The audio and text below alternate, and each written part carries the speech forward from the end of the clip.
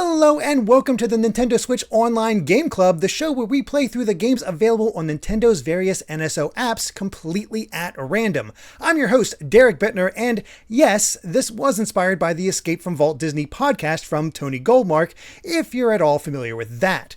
But for this inaugural episode, I'm joined by my friends and guests, Ash Paulson, my co-founder at Good Vibes Gaming and video game music lover extraordinaire. That's me. I am certainly a video game music lover, and I'm sure I'll be talking about the music for whatever game we play going forward. I would hope so. Yes. And of course, Daniel Alba, the designer of GVG's logos and such wonderful videos as Why the Tales of Symphonia remaster brought him such pain. How you doing, Daniel?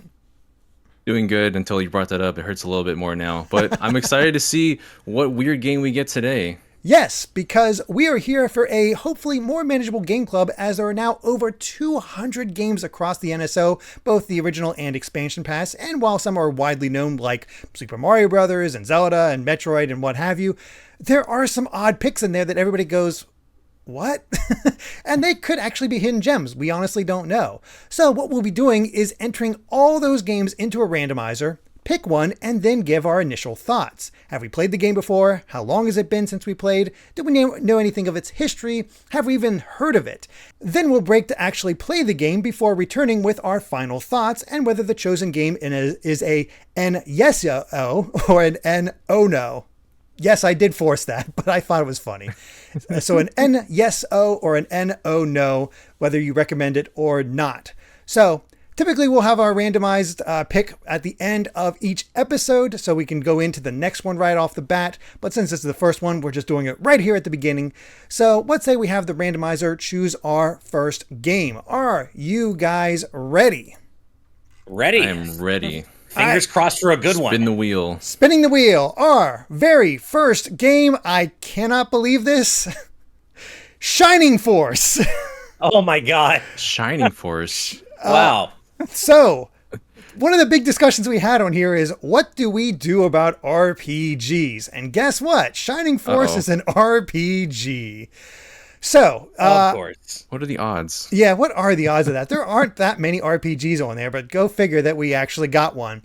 So, what we're going to be doing is, I don't know how long Shining Force is off the bat. I know it's a tactics RPG. I know it's from the people who eventually went on to make Golden Sun. It was highly regarded back in the day, and I've only played a little bit of it during my own little streamathon thing a little while ago, and I did enjoy what little I played. But for the sake of this, I think what we're going to do is just play as much as you can, maybe 10 hours. I think it might be broken up in the chapters. I'm not sure, but we're just going to play as much as we can. We're not going to expect to beat this.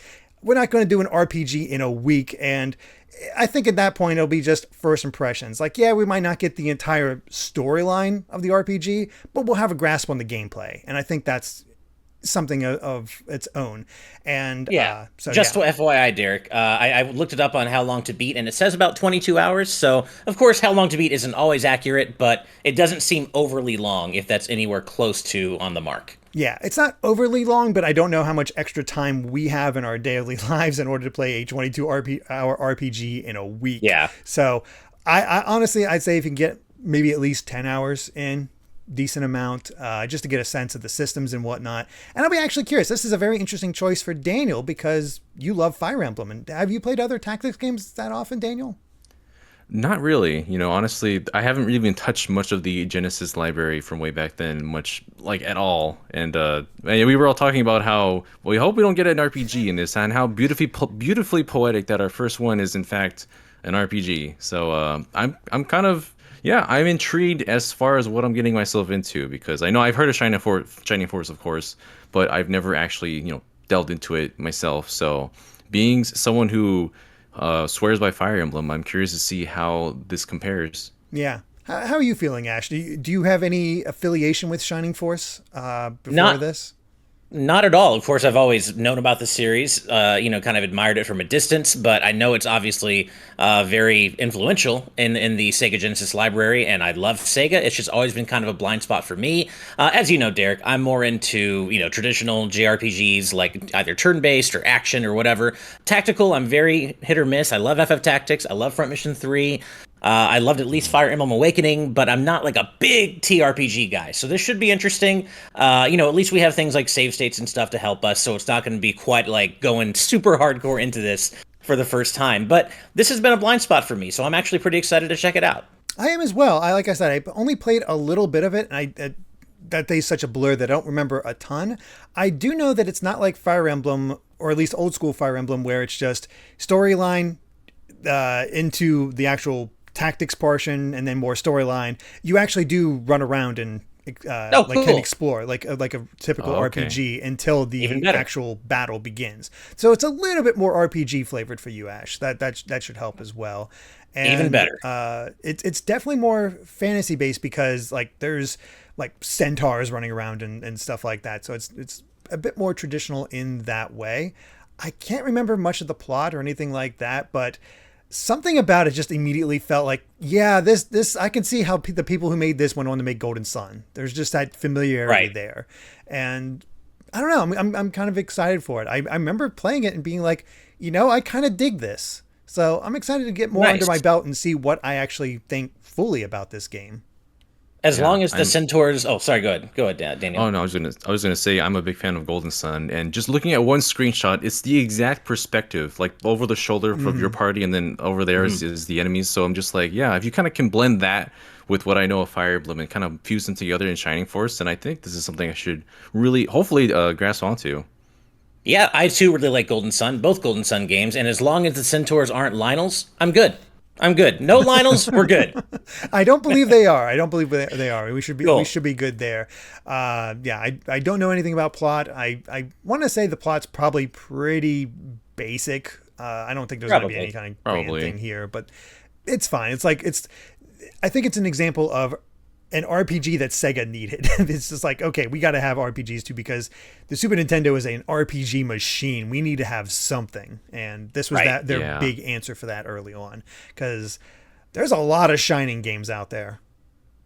Yeah, a lot of them, and most of them I don't know much of anything about. So, like I said, I'm pretty excited to actually have this be slightly less of a blind spot for me in terms of Sega's history. Yeah, absolutely. Mm-hmm. Well, any other thoughts before we break to play this game?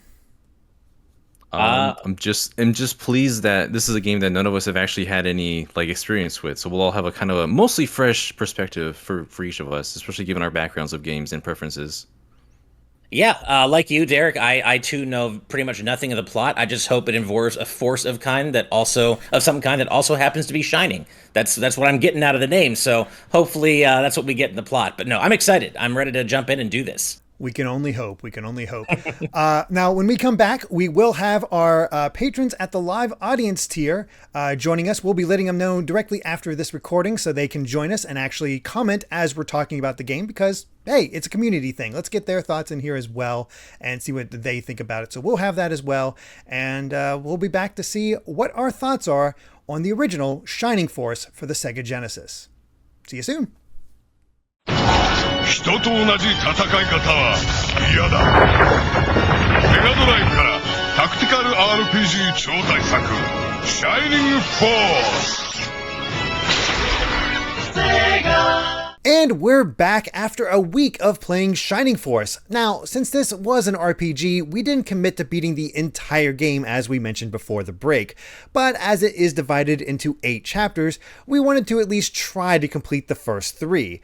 Obviously, this isn't going to be a complete look, but it feels like there's going to be enough playtime between all of us to get an idea of what the entire game is like. This doesn't feel like one of those where, oh no, this new mechanic shows up after such and such hours. It doesn't feel like that type of game. So I think just covering what we were able to play within this week, especially when it comes to an RPG, is fine. So let's begin and just get our thoughts. So what'd you both think? Ash, let's start with your opinions. What'd you think of Shining Force, just as an overall sense? It definitely is a product of its time. I'll say that much. You can definitely see some of the DNA that would be carried forward later into Golden Sun, like with the little, the confirm, deny, the cute little faces, like the nodding or the shaking head. I love that. The font is the same. The font is exactly the same. And speaking of the font, the localization is it's really interesting. It's better than you'd expect, but at the same time also has some really weird quirkiness to it. So it's like both better than I was expecting, but also still quite strange at times and at places.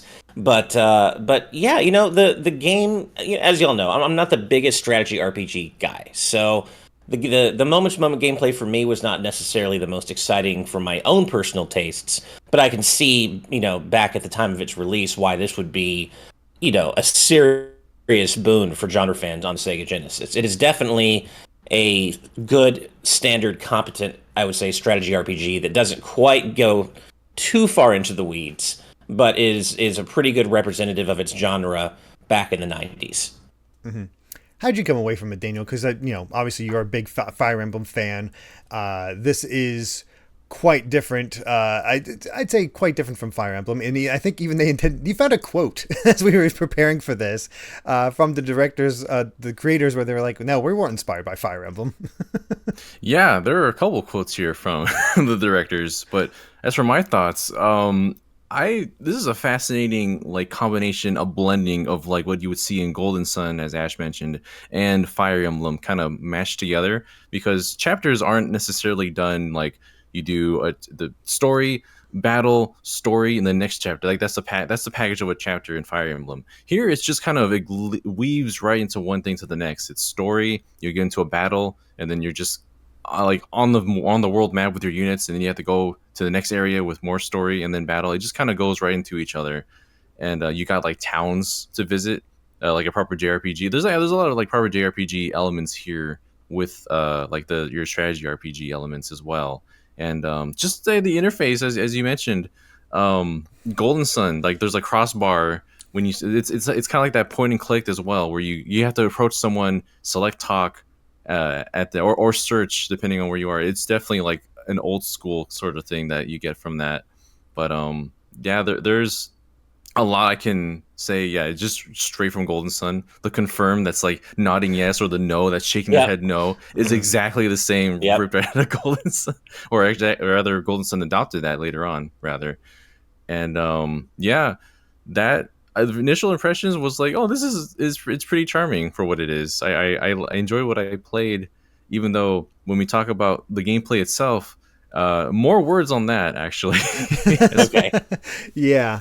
No, that's where I came from. It is extremely charming. You can see, as Ash said, why this would have an effect, especially on the Genesis. I don't know what RPGs were coming out for the Super Nintendo at this time, but I know Genesis was generally lagging behind, and this was an early game, one of the earlier games.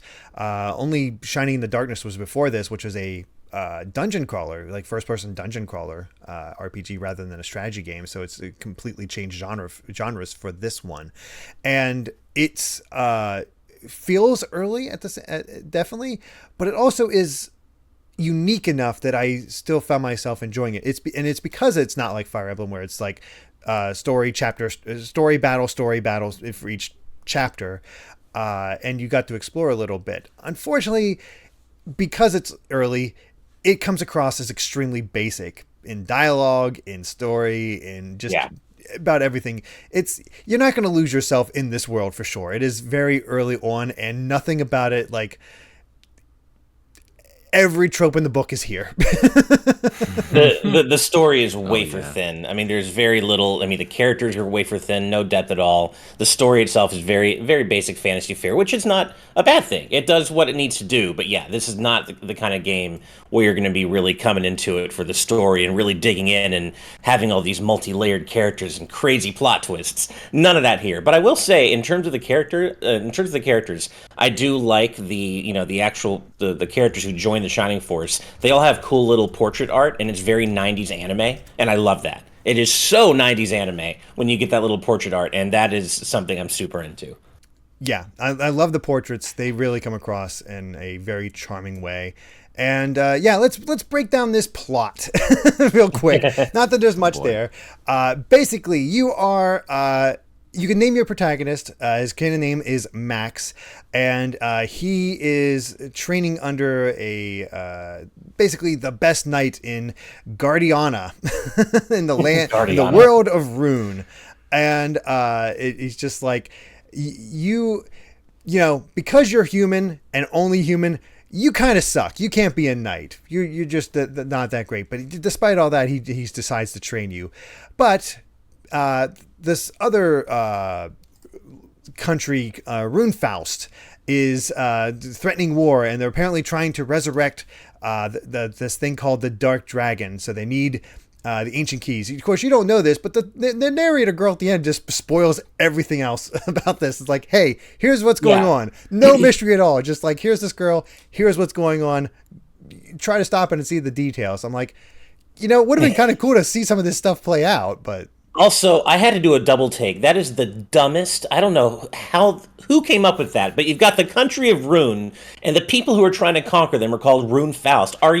You literally could not think of any other name than one that already has a name of the other country in it. I'm sorry, what? Everything in this, every naming convention in this game is so on the nose. Yeah. Guardiana, they guard the ancients, the ancient stuff. There's a country of town of mages. They're Mana Arena. Yeah. Yeah. I got Marinara far. What I read it as. I got far enough that you find out that Runefaust isn't actually the name of that country before. Thank God. Okay. Before it got taken over by Dark Soul and corrupted the mind of the king there, they actually were a decent country, and their original name, I believe, I only saw it once. I think it's Protectera. That's actually funnier. I like that way more, actually. But I was like, seriously, though, Rune and Runefaust. I'm so glad that actually isn't their name, because I was like, that cannot be the case here. Come on, what are we doing here, guys? What are we doing here? But it sounds like you got a little farther than us, than we did, right? I think we all got to slightly different parts of Chapter 3 or thereabouts. Yes, I believe Daniel made it almost to the end of Chapter 2. You made it midway through Chapter 3, and I made it to the beginning of Chapter 4. Okay. Cool. So a little bit here and there, but I can guarantee you, as far as I played, you've seen everything the game has to offer. Beyond the promotions, it is all there. But yes, basically, you start out as this sort of ragtag group that's smaller in nature, so they can sneak behind enemy lines and see what's going on with Runefaust. But instead, it's a ploy, and they attack Guardiana and destroy everything. And now you got this guy named Cain that's causing all kinds of issues and killed your master and killed the king. And you got to rouse your shining force and go across the world and put a stop to Runefaust's plans to resurrect the Dark Dragon. And that's about as deep as it ever gets. You just find new allies as you go along. You can join up just like in Fire Emblem, and there you go. that's your story. The most plot I got as far as that is concerned is again the king of Runefaust doesn't actually want to go along with it. He just got corrupted. Right. Mm-hmm. Right. There is one little subplot it's at the end of Chapter 2, I think, right, that got a little creepy, where you had to go to Shade Abbey, and they don't ever quite spell it out for you, but what seems like it's happening is that they're actually reanimating the corpses of dead people, and that's who attacks you in that battle. It seems like they're actually literally and these are people who are conscious. They're undead. They're I don't know what happened. How did I get here? I don't know what's real and what isn't. And it seems like they're actually these innocent people who have been killed and then resurrected as just basically meat bodies for the Shining Force to fight. And I'm like, that's a little dark, okay, for a otherwise fairly standard fantasy fair family friendly game. For as silly and jovial as this game can be, it apparently did get dark. You could get turned into a hen, for crying out loud. That was pretty cool. You need to at one point in order to talk to one guy, and I think have him join you or something like that, or get something. I forget exactly. He's like, I only talk. I don't. Wait, he loves cute animals, so he won't let you pass or something. It's just a weird way to just nail in oh, hey, you got to be a hen to pass by this guy. Yeah, just. It's so lighthearted and funny at times. It obviously is kind of a bit of a parody of, or it feels like it wants to be a parody because of how silly these things are named. But at the same time, there's some darker elements of the story for what's happening. Well, speaking of darker elements, Joy Content in our live audience chat just reminded me the person that turns you into a hen then says they can solve the issue of not having food if they turn people into hens. And I wanted to believe that they meant eggs. but I have a feeling they didn't. No, And I did not interpret that as yeah, laying eggs. I don't think that's what they meant at all. And yeah, that's pretty messed up. It's ridiculous. Like I guess there was also that one section, I think it's the same town, where this man there's like this altar for a ritual for summoning, and he says, I'm going to summon a dark, devastating creature from the depths, and then he like summons his wife, and then she chases him out of the room. It's just like, oh my god, that's so good. There's some good moments in there. Even that Shade Abbey section where it turns out that they're all dead. They act creepy because you talk to them and then they sort of follow you and sort of block you in before the battle actually starts. It's a little creepy. I got little shivers up my spine when that happened. It was like, I think because of like the lo-fi presentation and just the way that it's obviously a game that is of the year it came out in terms of presentation, and just the way these simple little character sprites just kind of quickly follow you in their four-dimensional or four-directional movement. I'm like, this is a little creepy. Yeah, it has those elements, but yeah, I can't imagine the plot picking up that much. It is literally just go here, meet these people, and make your way to Runefaust in order to put an end to all of this. Maybe there's of course going to be little bits here and there that kind of build off of it, get you little things to carry you along, but this is not an involving plot whatsoever. But that's not the draw here. I think the draw really is the gameplay. And in terms of gameplay, it is 80% there, 85% there. Mm-hmm. The basics are all here, but I have quibbles. I have quibbles for a lot of this. What about you, Daniel? How did you feel about the gameplay for all this? Oh my god, I've been spoiled by Fire Emblem because the pacing of this is tragic. So the way the battles go, if you know Fire Emblem, you have all your player units, you move everyone, you do all your actions, and then it's your player's turn, or the enemy's turn. It's essentially chess in that way. In this game, it just feels like, I know it's based probably on speed or something, but it kind of just choose whoever the heck it wants to go next. So it could be a couple of your guys, and you have to move them. You can't just you can't choose who to move on your turn. You have to move this character or stay put or use an item, and then enemies will move.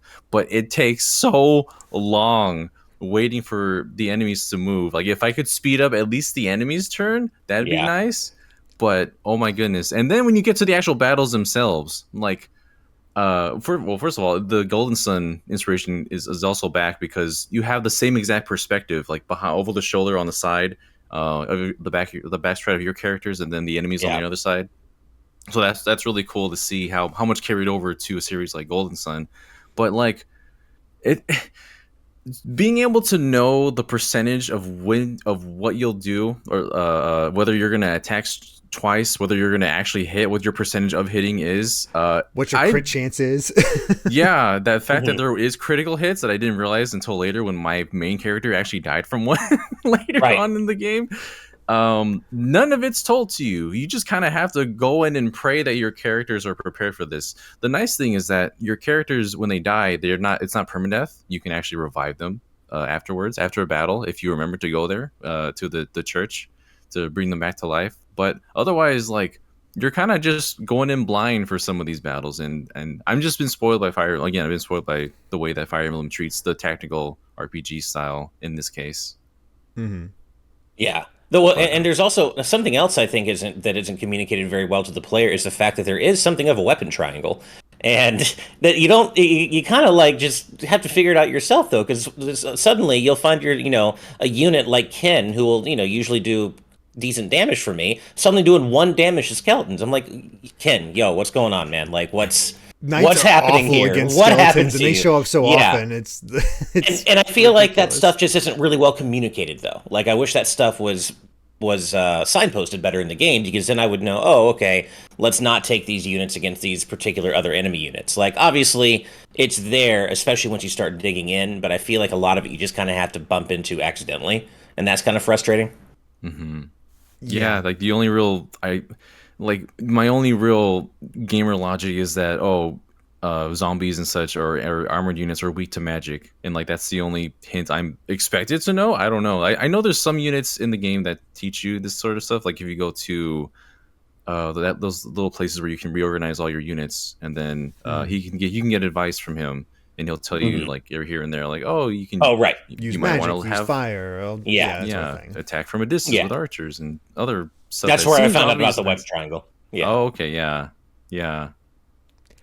It's that's the thing about this, is that yes, there's a weapons triangle. It's just a lack of communication. Honestly, I wouldn't even call it a weapons triangle. I just think it's certain units are better against certain types of enemies. I don't think it depends on what kind of enemy weapon they're using, because I had an MVP in oh god, what's his name? The dwarf guy that just kicks ass. Oh, Gort. Gort, that's it. He's Gort. amazing. He is unbelievable. He is my MVP. He destroys everything. I could just send him in there and I could believe that he would survive it all. Didn't take damage, could just tear through everything. Loved him. But there's a lot of things that you come to expect from Fire Emblem.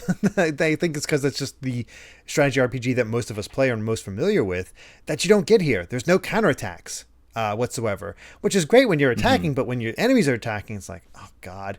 And I'm going to come out and say it. The strategy in this game is not great. I don't think there's a lot of strategy to it. You're just sort of bashing your units together and trying to get placements, or just trying to figure out the best way to handle them, because I honestly feel the enemies are rock stupid in this. They spend most of their time just staying in place until you get within a certain distance, and there's not really, it doesn't feel like there's any tactics against you. They're just sort of there. The challenge comes from the fact they hit like a brick wall. Like they are so, they hit you so hard. Like, oh cool, I did 4 damage. Cool, 8 damage to you. That sort of thing. Sometimes they'll hit you twice. Oh yeah, or sometimes they hit you twice, or hey, here's a critical hit against you. That sort of thing. The only time I find them acting any type of smart is when Max gets too close to a lot of them. As if Max dies, we're playing by Shin Megami Tensei rules.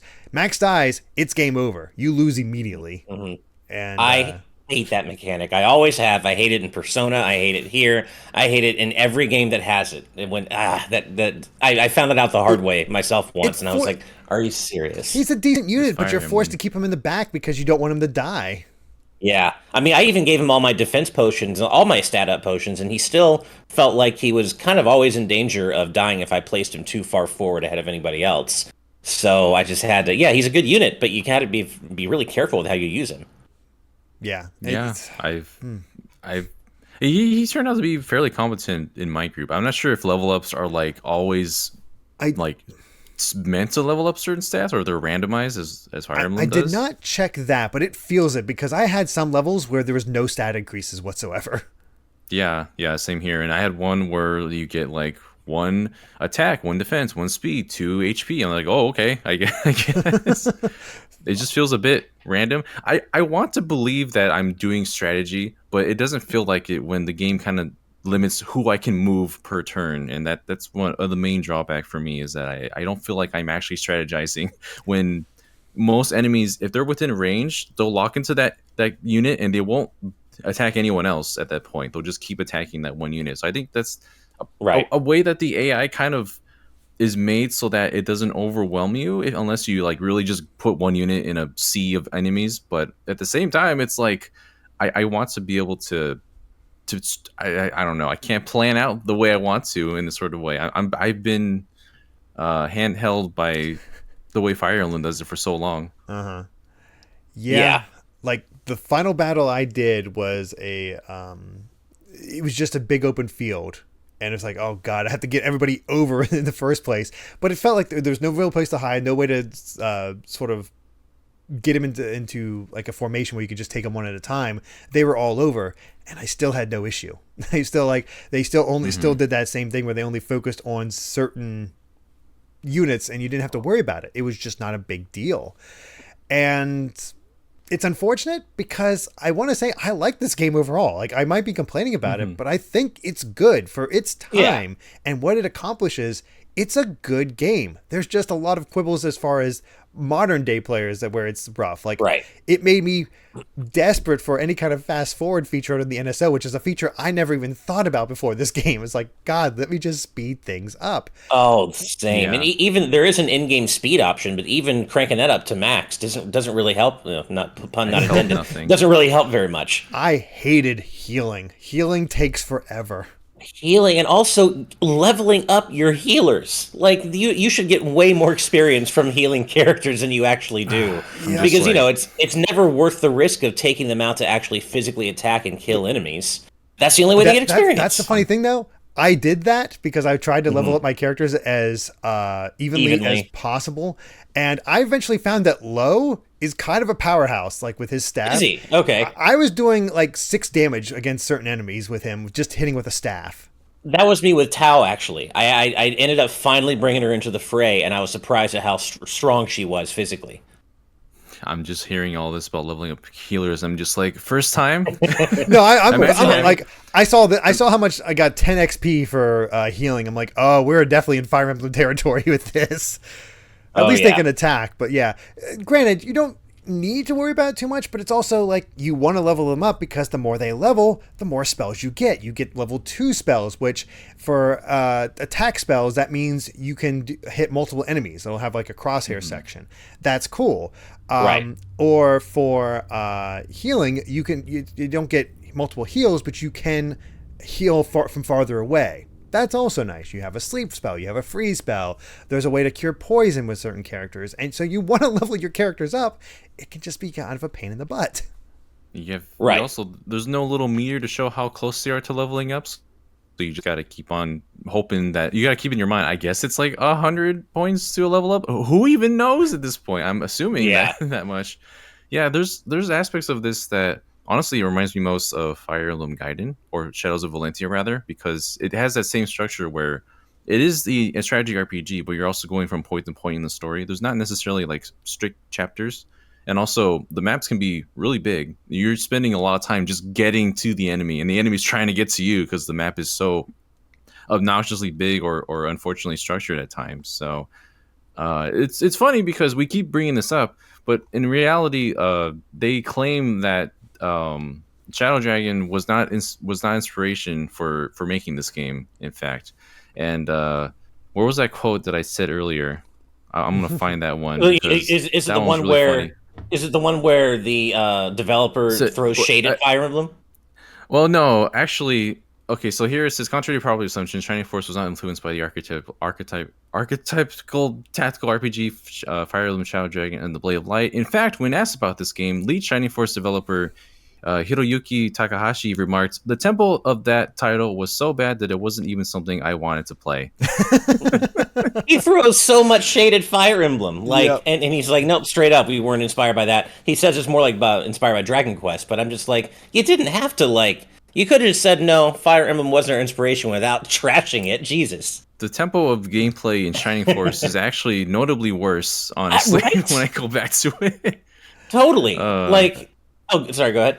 Oh no, that was pretty much it. Yeah, that was my thought. No, I felt the same way when I read that quote. I'm like, wait, I haven't played a ton of Fire Emblem games, but generally I played enough to know that the tempo is way better, although I've mostly played the more modern ones, to be fair. But as Joy said in our live audience you chat... have to compare this to the NES version of... Exactly, that's fair. But as Joy said, the best way to level up healers is to let, to whittle down enemies and then let them move in for the kill, like in Fire Emblem. True enough, that's what I did in Fire Emblem. I don't want to do that here because the gameplay is so slow. I just don't want to bother. I mean, it's also the matter of, can I get this healer over there and attack them before they move again, because you don't know whose turn is going to be when next. There's just so many enemies to keep track of. Now, granted, there are good... I do want to have some positives about this, because one, enemy variety, fantastic. It feels like they always introduce some sort of new type of enemy each map. It never felt like we were stuck with the same types of enemies. You'll see them come back, but there will be a new variation as time goes on. You get knights, you get regular humans, you get skeletons, you get mages, you get healing mages, you get priests puppets and elves and marionettes and stuff. Yeah. Yeah, and that's the interesting thing about this world is it's so fantasy. Our characters are birdmen and centaurs and dwarves and elves and just the entire gamut of fantasy. I have a werewolf on my team. I'm happy about that. Right. And it's just one of those things where there's that variety of races and enemies is great. It really feels unique in that way. The other thing is, despite every battle being kill everybody else, there's still decent variety here because of the maps. The maps are so different. You have the Abbey, as you said. We have typical plains that we fight on. There's a circus you fight in. It feels different each time. It's not just always the same fields that make it feel repetitious. So that I appreciated. Yeah, sometimes you're fighting on the world map. Other times you're fighting like in the city that you were just in, or the little village. Right. And as you mentioned, the last place I was at was the circus tent, which is like, okay, I didn't expect to see a circus, the whole dang circus here in town. But the variety is really appreciated, and even from enemies to your own units. I don't think there's a single like character I've seen that is just like, oh, they look super generic. No, they all have a good design, honestly, for what they were able to accomplish in those little portraits.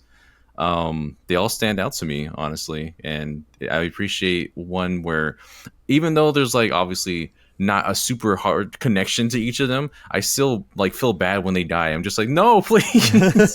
I wanted to do better for you. Yeah.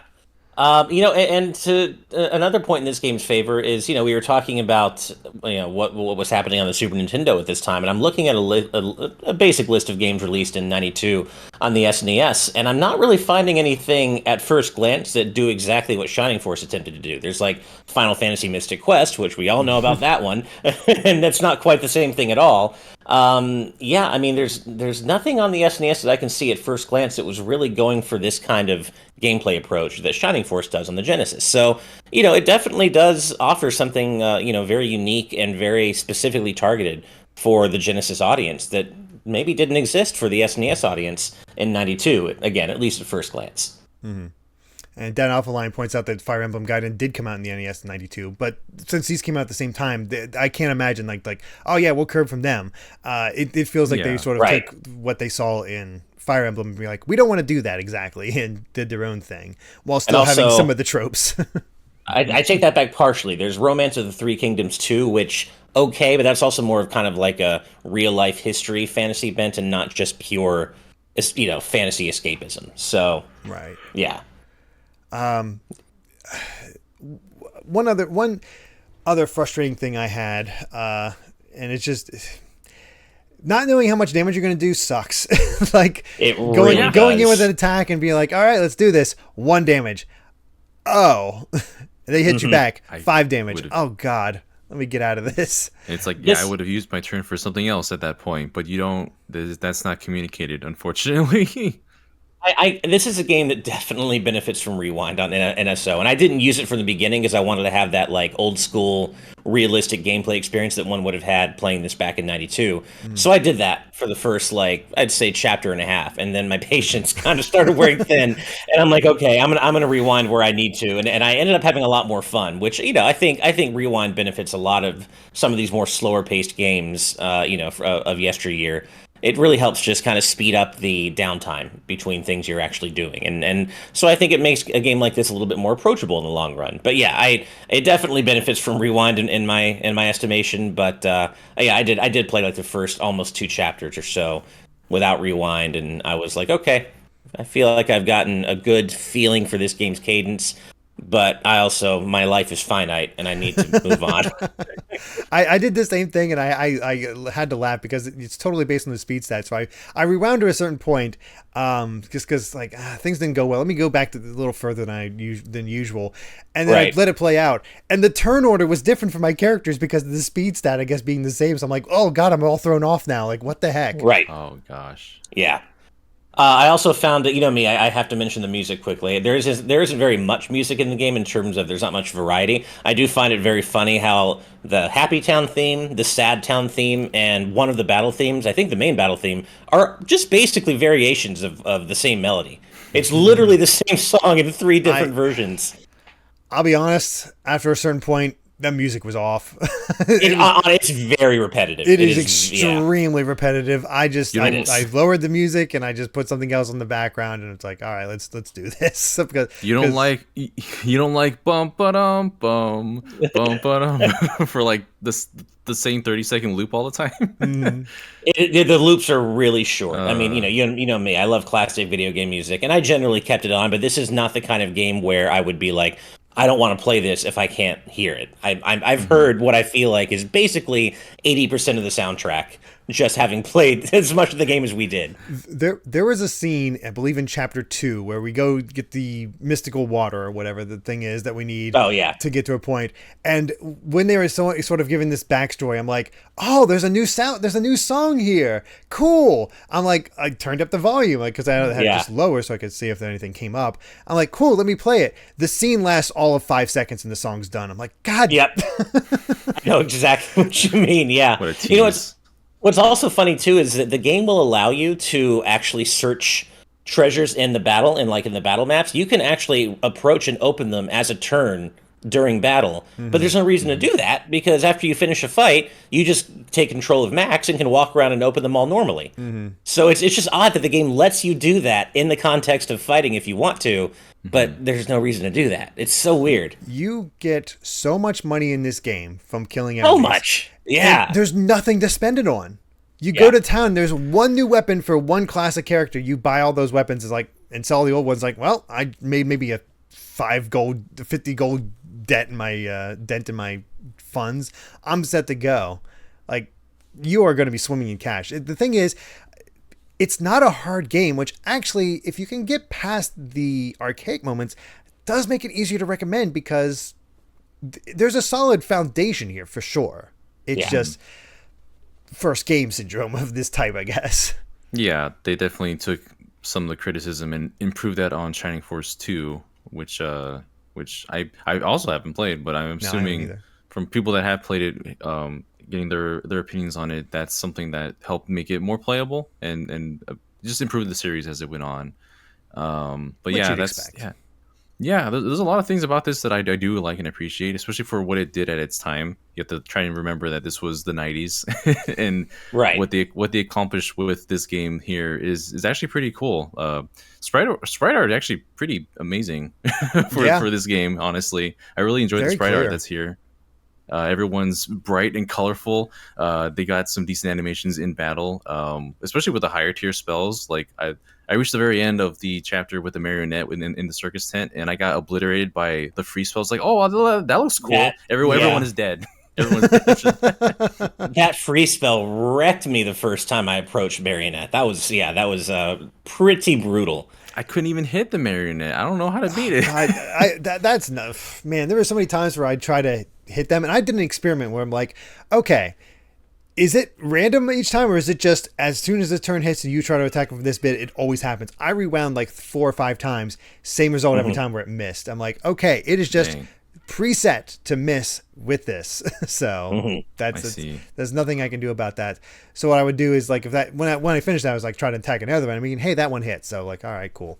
That's just very odd thing. Also, oh, go ahead. Oh, I was going to say the one thing I really wanted to try to get at least some of my characters to level 10 so I could see what the promote function was, because you'd see that in the church. And you get a promotion, your class becomes different, and actually the sprite changes too. Like, and Max has a completely different sprite when you get him from his initial class to, I think it's hero class. And I appreciate that. You restart it back at level 1, and your stats are better, of course, and can just go from there. And you do feel a bit more powerful with that. But some of the attack animations take longer now. I promoted Gort, wonderful Axeman there, and the new axe attack that you get has him do a pirouette and then slam the axe down. So you're like spin down. I'm like, why is this so long? And I feel like it also probably, I mean, I'm no stranger to games where you promote your character's class and their stats actually drop for a little bit, but that also it feels like it's a little painful. It's like, cool, I got this new class, I'm technically more powerful, but I'm back to level 1, and I have to kind of grind it back up again to really feel. I don't think you lose the stats because I was still doing they were still my best units, those promoted classes, so you don't need to worry about. Well, the stat increases, at least the ones you get from the potions don't carry over, as Joy said in live audience. Yeah, those at least don't. Was doing a little bit of reading and I saw that little mention because I was looking up. They don't tell you what items do.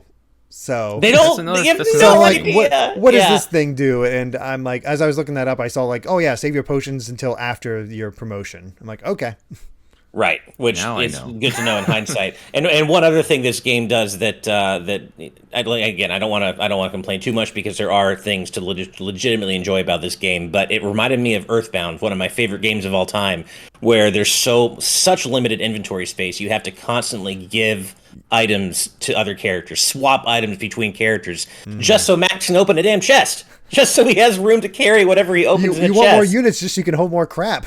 Exactly. Yeah. There's no convoy to put everything in and pull it out when you need it. It's just everyone, whoever you have, that's your pockets. So you just want more people so you can use their pockets essentially. Essentially, yeah, yeah. But well, any other thoughts on Shining Force? Obviously, I mean, I don't think any manuals come with these games. I don't think we only get a little blurb, so we don't have a manual to really look at this. So yeah, we're kind of going into this kind of blind, which I think is kind of the point of NSO because that's the typical experience. Yes, we can look it up, but the layman is no, I just want to play this and see what it's all about. So yeah, we don't have a manual, but there's that whole thing. But anyway, anything else you guys want to mention about Shining Force? I like how Max looks like Hyrule Warriors Link from the back sprite with the green tunic and the blue sash. I thought that was pretty cool. I'm glad Max is part of the Headband clan, as I am as well. I was able to connect much more with him, so he's a pretty cool protagonist just for that. And I can't wait to play Shining Force 2 for the next NSO choice. And the wheel decides to give us that one. Yeah, I hear it's generally better all around. Yeah. Yeah, that's what Eggroll 20XD6 is saying in our live audience chat. Is that all of our complaints about this are generally addressed in the next game, it seems, and it makes me curious. Honestly, had I the time, I wouldn't mind finishing Shining Force. I'm not having the time of my life, but I'm enjoying it enough that I could see myself pushing through to the end. Particularly because it's not a super long game. We're already almost halfway through it, just based on what we've played. But I am really glad to have kind of filled out this kind of blind spot in my Sega history because I never really got into Shining, and it does make me curious to eventually maybe check out Shining Force 2 someday because I'd like to see this game's the foundation that this game built, but with the benefit of hindsight and evolution and building better on top of that. Yeah, I would say if you're a fan of any kind of strategy RPG game, whether it's Fire Emblem, Advance Wars, Final Fantasy Tactics, this is an important, I wouldn't say important, but it would be good to play this game and kind of get an appreciation for the foundations of what we have today. Because this game does contribute to the kind of games that we play now. And yeah, it's a nice little history lesson, honestly, to see where some of these foundations came from. So, yeah. Well, yeah. And I believe we said all we've wanted to say about Shining Force, but what's our final verdict? Would you recommend it as an yes? I'm tripping over my own words with this stupid thing. Would you recommend it as an NSO or tell people to stay away with an NO? Ash?